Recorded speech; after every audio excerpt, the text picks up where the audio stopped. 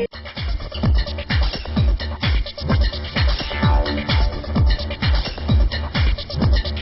back to IGN's E3 Live show, streaming straight to you on e3.ign.com and on YouTube. GLaDOS may have been IGN's top game villain, but that doesn't mean she's going to take a break. With us is Valve's Doug Lombardi. Let's see how Portal 2 is shaping up. Okay, Doug, so Portal was kind of a popular game. It was a short game, but I guess it was popular enough to warrant an extensive sequel. Could you just sort of like bridge the gap between Portal and Portal 2 and give a general overview of what Portal 2 is? Sure. Well, Portal 1 was sort of a short game because it was a totally new play mechanic, and we really weren't sure how that was going to resonate with customers and with gamers. So we included it as part of the Orange Box, and it was a little bit of an experiment. We had Episode 2 in there and Team Fortress 2 in there, and we thought, okay, well, Portal will be this nice addition to the Orange Box. It turned out that Portal was probably the most popular game in the Orange Box and the one that won the most awards, over 30 Game of the Year awards, etc. So we listened to that customer feedback and said, okay, people want more Portal, we should expand that and make it a full game. So pretty soon, right after Orange Box wrapped, people started pre-production on Portal 2, and we're looking at some of the comments from people that said they wanted more story, they wanted to know more about GLaDOS, they wanted to know more about Aperture, and they wanted more multiplayer. And that was really sort of the big piece that took us the longest amount of time to arrive on what would be the best multiplayer experience. So we've come up with this idea of a two-person co-op game where you play as these two robots. One's sort of a reconfigured turret that's now a robot, and one's one of the personality spheres that's been reconfigured. And you play as those two people in the co-op game that's completely separate to the single-player game.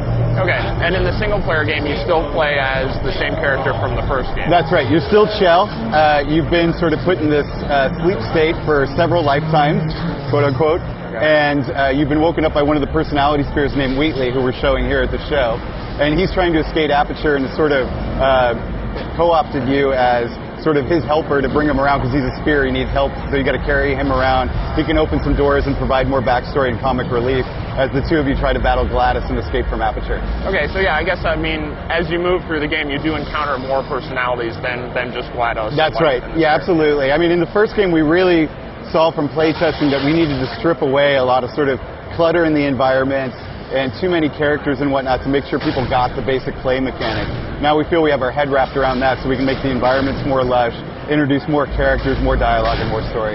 Okay, and I mean, I guess you get the sense of, you said the environment being more lush, and that, like, the facility is now overgrown. Like, you can see that some things are in disarray, I guess.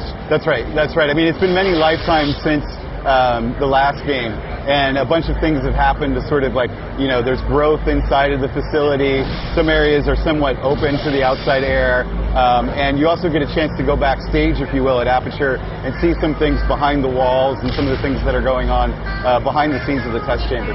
Okay, and I mean, I guess, like, since this is supposed to be a longer experience, we'll get a chance to sort of play around with some new mechanics in terms of just solving puzzles and that kind of thing. Could you just go over some of the new stuff we might find? Sure, definitely. One of the big goals was to not make Portal 2 a harder game than the first game, but to make it a more dynamic game and to challenge people's, you know, brains to think with portals in new ways.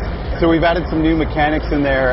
One of the most exciting ones are the gels, which you can apply to the surfaces in the test chambers to get things like speed with the orange gel, or the ability to jump really high with the blue gel. And you have the ability to apply that anywhere in the test chambers to sort of help you manipulate your way through.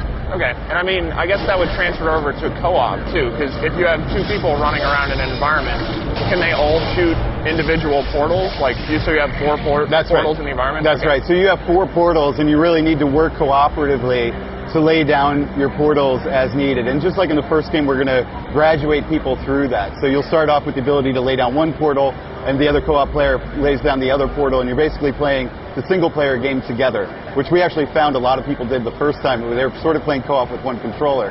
And then once you sort of get that idea together, then we give you the second portal, so now you have 4 total that you sort of have to use to sort of, one person sort of helps direct the person around in one puzzle, and then the other person has to sort of bring them back.